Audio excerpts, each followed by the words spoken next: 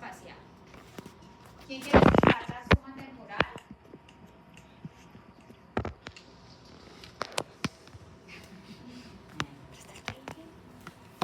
De otro grupo que tuvieron esta imagen.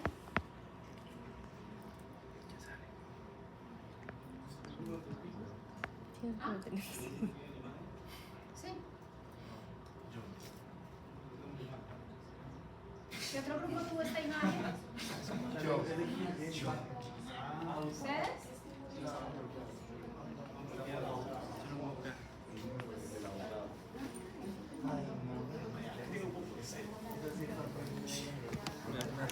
¿Qué otro grupo tuvo esta imagen? ¿Me devuelven las imágenes, por favor? ¿Ah?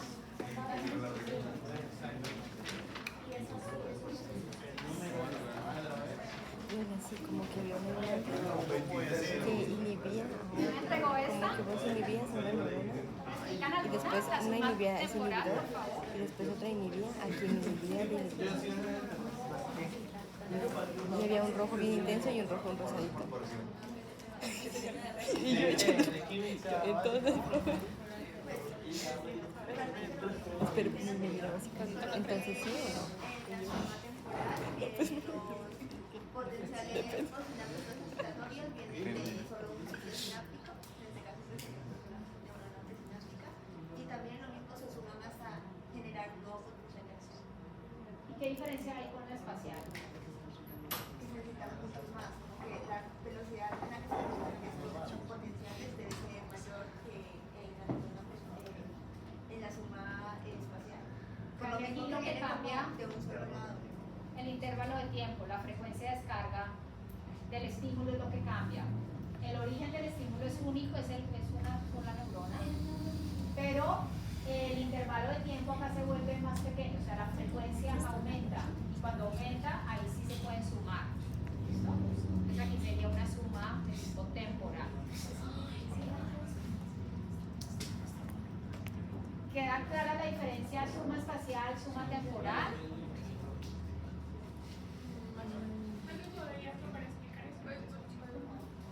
¿Cómo proceder la pregunta? Yo les dejé bastante tiempo para que explicaran sus gráficas bien. ¿Quién más tuvo esta gráfica? O sea, ¿la discutieron entre ustedes? ¿La entendieron? A mí no me tocó. ¿Sí?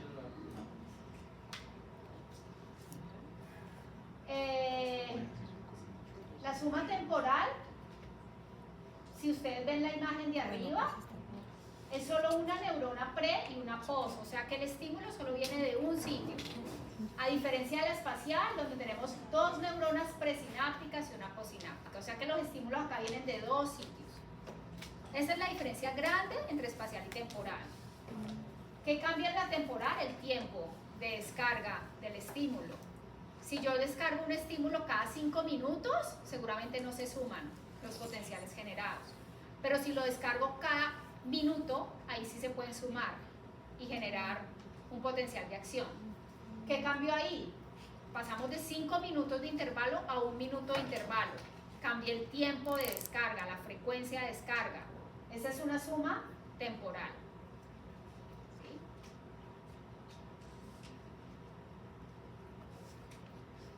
Suma espacial y suma temporal. En esta gráfica tenemos dos ejemplos de cómo se puede inhibir una transmisión del mensaje, ¿sí? Entonces acá nos dicen que esto es una inhibición global y esta es una inhibición selectiva. Entonces, ¿quiénes de los grupos que tuvieron esta imagen quieren explicar lo que entendieron? Bueno, primero de la inhibición global, bueno, muestra la primera parte que hay dos neuronas excitatorias y hay una inhibitoria. Entonces, resumen, la inhibición global es de que la suma de desinformación de las excitatorias no alcanza para generar el potencial de acción, no supera el umbral. Y esto es lo que nos muestra ahí la sumatoria pues, de la información y se ve como el límite que llega. Entonces no supera el umbral, por lo tanto pues no va a haber. Entonces en la zona gatillo no se supera el umbral, no se genera potencial de acción, entonces no va a haber transmisión de la señal a la célula blanca. Esa es una inhibición presináptica global. Muy bien, ¿qué pasa en la selectiva?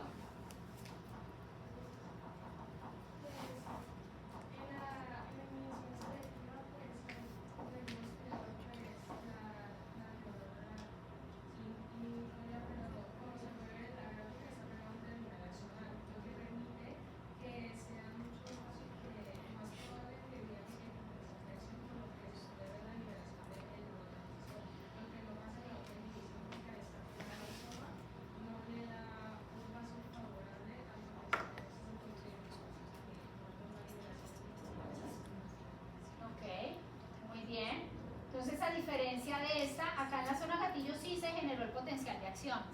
Pero una de las ramas recibe una sinapsis de tipo inhibitoria. Entonces aquí tenemos una sinapsis axoaxónica que solo me está inhibiendo esta rama del axón. Entonces, esta célula blanco no va a recibir el neurotransmisor o la señal, pero las demás sí. ¿Listo?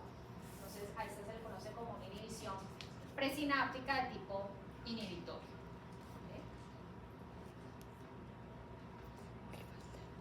¿Okay? Entonces, simplemente para mostrarles que una sinapsis generalmente es modular. ¿Listo? Entonces, generalmente tenemos otras neuronas, como acá ustedes ven, tenemos la sinapsis entre neurona A y neurona C. Neurona A y C, neurona A y C. Pero hay una neurona B ahí que aparece modulando esa sinapsis. Entonces, yo puedo tener sin modulación, o sea, esta neurona no le hace nada a esta sinapsis.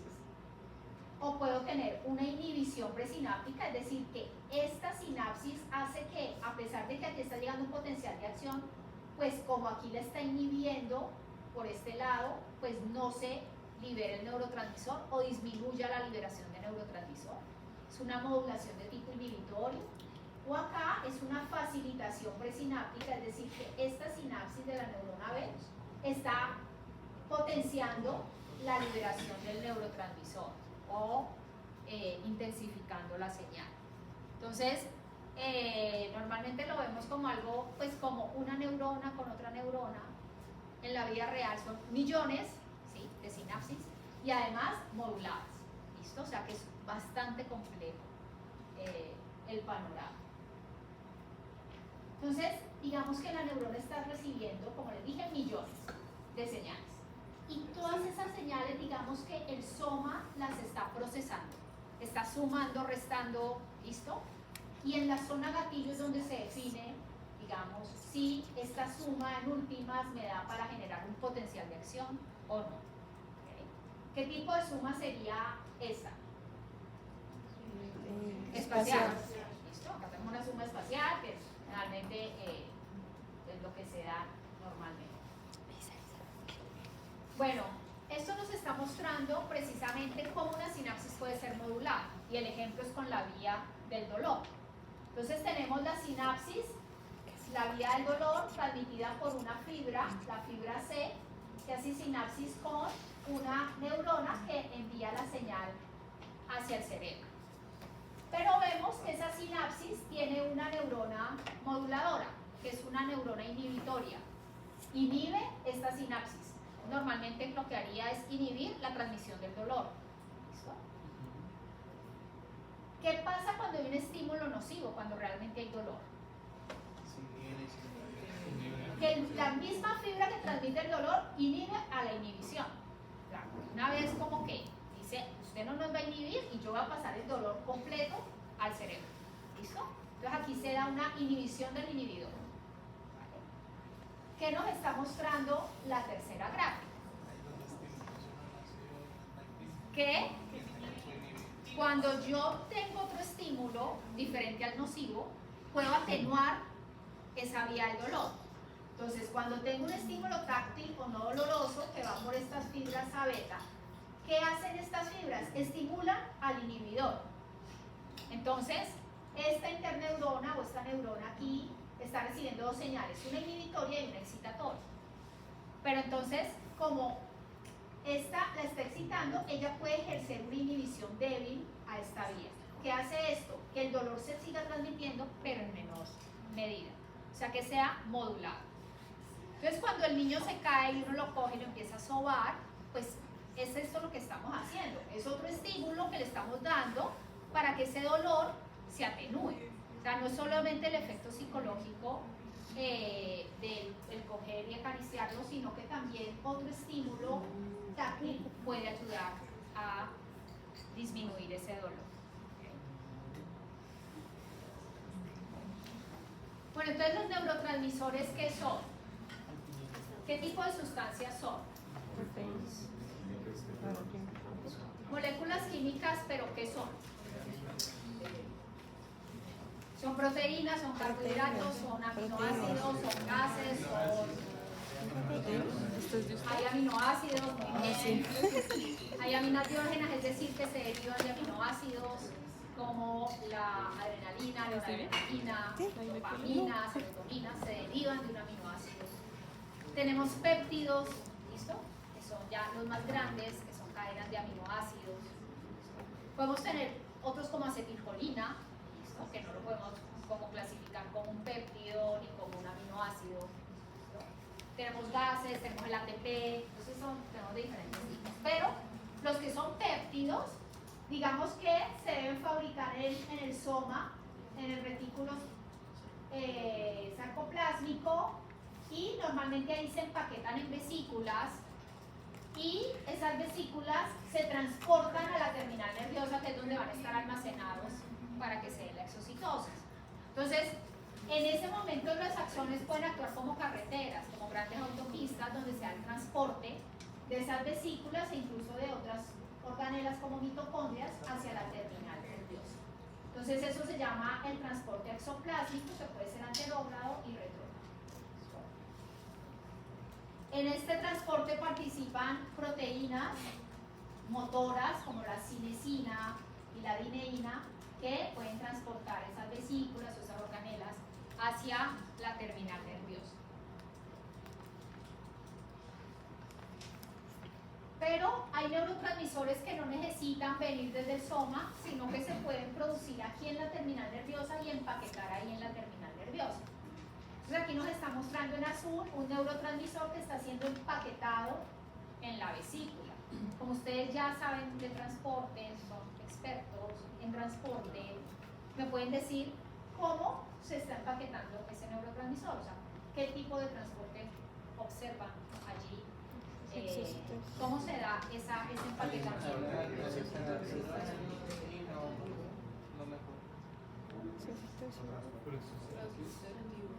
¿Transporte activo de qué tipo? ¿Transporte activo? Secundario. ¿De tipo? Contratransporte. ¿Listo? ¿Quién está arrastrando a quién?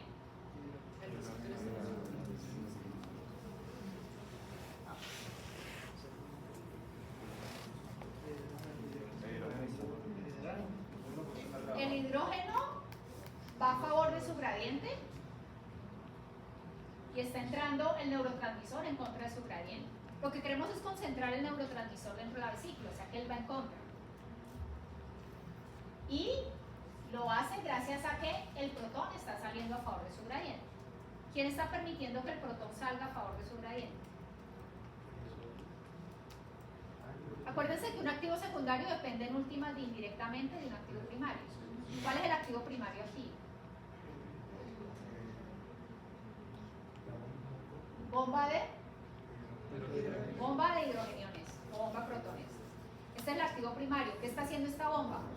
Entrando hidrogeniones, concentrando hidrogeniones. O sea que los hidrogeniones, como los está concentrando, su tendencia es a salir. Y aprovecha esa tendencia para entrar el neurotransmisor. Ojo, esto ustedes ya me lo deben saber explicar bien. ¿Listo? De este viernes en 8 del parcial, el inicio celular. ¿Listo? Transporte aplicado es eso. ¿Listo? Ustedes me explican un proceso, diferencian qué tipos de transporte y cómo se da. Lo que acabamos de decir. ¿Listo? Entonces, llegan las vesículas por transporte exoplásmico con el neurotransmisor hacia la terminal axónica. Cuando llega el potencial de acción, se abren los canales de calcio sensibles al voltaje, por eso es que se abren. El calcio entra e induce todo el proceso de anclaje, fusión, exocitosis del neurotransmisor. ¿Qué pasa con el neurotransmisor cuando sale a la hendidura sináptica? ¿Qué opciones tiene ese neurotransmisor? Unirse a un receptor es una opción. ¿Listo? Entonces se puede unir al receptor en la célula postsináptica. Puede ser reciclado. Entonces la misma terminal lo puede volver a retomar. O puede ser degradado por degradado. una enzima. ¿Listo? o puede difundir por fuera de la hendidura sináptica. Estas son como las opciones que tiene el neurotransmisor. Entonces acá nos habla de la difusión, cuando se va a la hendidura, degradación enzimática, reciclaje. ¿Listo? Y pues está también que se una al receptor. Estos son como los posibles destinos del neurotransmisor cuando sale a la hendidura sináptica. Tenemos en rojo la acetilcolina. ¿Qué me está mostrando la imagen? Está abriendo el canal. La acetilcolina se está uniendo. ¿Qué tipo de proteína es esa? Es un canal. ¿Listo? Vemos que cuando la acetilcolina se une, ese canal se abre. Ahora, este canal es activado por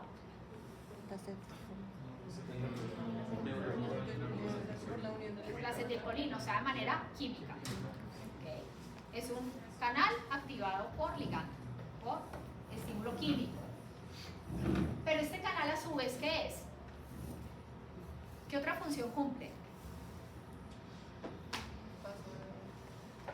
Porque si la acetilcolina se une a él, normalmente el neurotransmisor se une a un receptor. Y esto es un canal. También de receptor. O sea que también es un receptor. O sea que esto es un receptor canal. ¿Cómo se llaman a los receptores canales? Receptores ionotrópicos. Un receptor ionotrópico es un receptor que a la vez es un canal. O sea, cumple dos funciones. El receptor y es proteína de transporte porque es un canal. Cuando se le une el ligando, se abre y deja pasar iones. ¿Listo? Esto es un receptor ionotrópico. La acetilcolina también se puede unir a receptores que no son canales, que son receptores acoplados a proteínas G. Son receptores metabotrópicos. ¿Listo? Muy bien. La unión neuromuscular es la sinapsis más estudiada, pues es la sinapsis entre la neurona motora y la célula muscular, el músculo esquelético. Entonces, la transmisión nerviosa va a viajar a través del axón, que se origina en la neurona motora, en la parte anterior de la médula espinal, y el axón cuando llega al músculo se va a ramificar. Y cada una de esas ramas va a ser sinapsis con una célula muscular, con una fibra muscular. ¿Listo? Cada una de esas fibras haciendo sinapsis con una célula se llama la placa motora. Cuando hablamos de unidad motora, estamos hablando de todas esas fibras musculares que son inervadas por una sola neurona motora. Aquí tenemos el ejemplo de una sinapsis divergente, donde muchas células o fibras musculares son inervadas por una sola neurona motora. Entonces acá tenemos una de esas ramas del axón, llegando haciendo sinapsis con una de las fibras musculares. ¿Qué características observan en esta sinapsis? Hay muchas mitocondrias por la gran actividad de transporte que se da allí. Vesículas sinápticas. Están las vesículas que están llenas con el neurotransmisor. ¿Cuál es el neurotransmisor de la unión neuromuscular? ¿Qué observan acá en esta célula muscular? Entonces esta membrana tiene estas hendiduras o estas vellosidades que generan estas hendiduras que se llaman las hendiduras subneurales. ¿Para qué se da esto? Para aumentar superficie de contacto. ¿Qué va a haber en estas hendiduras? ¿Qué vamos a tener? Receptores. Entonces, en un espacio pequeño puedo tener muchísimos receptores gracias a estas hendiduras. Entonces, esto se da para aumentar. Siempre que ustedes vean células con vellosidades, ese es el objetivo, aumentar superficie. ¿Listo? Entonces, aquí hay una imaginación, esta es la hendidura sináptica y esas vellosidades en esta fibra muscular pues forman las hendiduras subneurales. En esas hendiduras subneurales, que es lo que vemos acá en morado, es donde tenemos los receptores de acetilcolina, que vimos que son canales, que son receptores ionotrópicos. Normalmente a los receptores de acetilcolina, que se llaman receptores colinérgicos, sabemos que son receptores de acetilcolina. Y cuando son ionotrópicos se llaman también nicotínicos. Sabemos que son receptores de acetilcolina que son canales. Entonces, son canales principalmente de sodio. Es un canal catiónico, pueden pasar sodio y potasio, pero principalmente entra sodio cuando se abre. O sea que, ¿cuál es el efecto de la acetilcolina en el músculo? Despolarizar las células, es un efecto de tipo excitatorio. ¿Sí? Pues lo que queremos es contraer el músculo, o sea que haya potencial de acción y contracción muscular. Entonces, un efecto excitatorio. Receptores ionotrópicos, pues estos receptores son canales iónicos que se abren cuando se une a la acetilcolina. A través de esos receptores ingresan principalmente iones sodio, lo que genera una despolarización de la fibra muscular. Entonces, una terminal nerviosa puede tener más o menos unas 300.000 vesículas con acetilcolina, cada vesícula entre 6.000 a 10.000 moléculas de acetilcolina. Y pues cuando llega un potencial de acción, como ya lo dijimos, esto va a abrir canales de calcio sensibles al voltaje, y ese aumento en los niveles de calcio va a hacer que se fusionen las vesículas y que se dé la exocitosis del neurotransmisor. ¿Qué pasa si yo estimulo mucho un músculo? Si yo le envío una señal y genero potenciales de acción de manera... Puede llegar a una fatiga, ¿sí? O sea, yo no puedo contraer el músculo al infinito, ¿sí? O sea, llega un momento en que pues, el músculo ya no va a responder. ¿Y esa fatiga por qué se puede dar? Porque no... Porque la acetilcolina nunca quita del canal de calcio. Perdón, del receptor. No saca el calcio y se acumula. Porque los receptores se saturan, puede ser, Acumulación de ECA. y ya no me puede excitar más. Porque llega a una tensión máxima, o sea... Ajá. Bueno, también el músculo llega a una tensión máxima. Una acumulación de ECA. Así es. Es lo único que me acuerdo. Claro, puedo llegar a que se me acabe el neurotransmisor. O sea, yo tengo un número de vesículas, ¿sí? Estoy reciclando, pero si no me da el tiempo las señales, entonces puedo llegar a una deficiencia de neurotransmisor. Entonces, un estímulo nervioso, por ejemplo, de más de 100 veces por segundo puede disminuir el número de vesículas que tenga disponibles, puede disminuir la transmisión del impulso. Hay algunos medicamentos que inhiben la acetilcolinesterasa. ¿Qué es la acetilcolinesterasa? Es la enzima que degrada acetilcolina. ¿Qué harán esos medicamentos que inhiben esta acetilcolinesterasa? ¿Cuál será el efecto de estos medicamentos?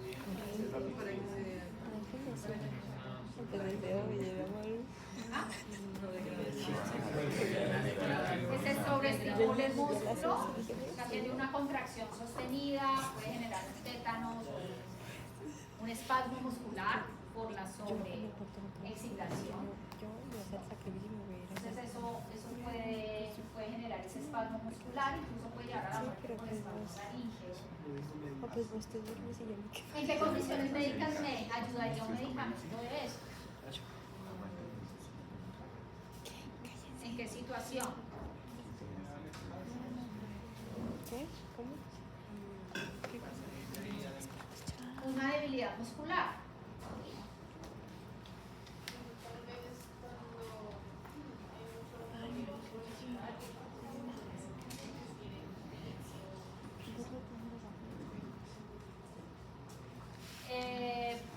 Lo que pasa es que eso podría acentuar porque es un efecto estimulante. Si yo inhibo al inhibidor, estoy aumentando niveles de acetilcolina en la...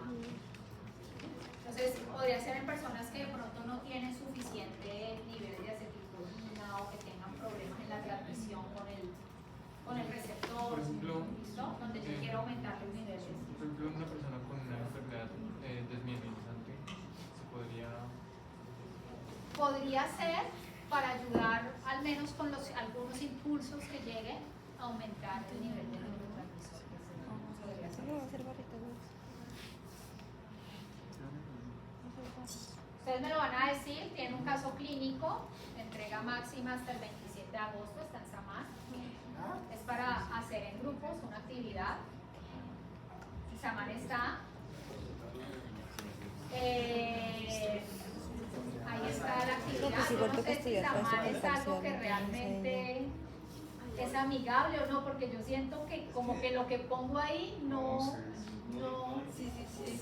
Si lo ven, o sea, fisiología celular, o sea, no tienen en fisiología, no tienen ningún otro módulo activado sino fisiocelular. Y ahí está todo. Se ya preparado un video como esa es otra cosa, los videos que les dejo es para ver. Porque en la evaluación puedo preguntar sobre los videos. Entonces para hoy había cómo actúa la cafeína, por ejemplo. ¿Listo? Entonces, lo que les dejo a mano es para, yo no les puse opcional, es obligatorio a todos. Entonces, es para preparar. Listo, es para el bien de ustedes, es para que no lleguen a parciales como, qué sorpresa. Es para que lo que yo les he puesto a hacer es lo que vamos a hacer en el parcial. Entonces, pues normalmente en fisiología no llegan con sorpresa al parcial, si han hecho las actividades. Bueno, la acetilcolina, pues que se forma a partir de colina y CoA, coenzima A y acetato. Pues acá vemos que se puede unir al receptor, está la acetilcolina esterasa que la degrada y normalmente se recicla la colina. ¿Qué tipo de transporte? Con transporte con sodio, entra de nuevo a la terminal. Aquí tenemos dos ejemplos en los cuales actúa el mismo neurotransmisor, pero en sitios diferentes y en receptores diferentes. ¿Cómo actúa acetilcolina en músculo esquelético? Pues que es lo que acabamos de ver. ¿Y cómo actúa en una célula cardíaca? Miocardio. ¿Listo? Entonces, un momento ahí con los vecinos del grupo van a ver las diferencias entre la acción de la acetilcolina en músculo esquelético y la acción en corazón. 3 minuticos para socialización.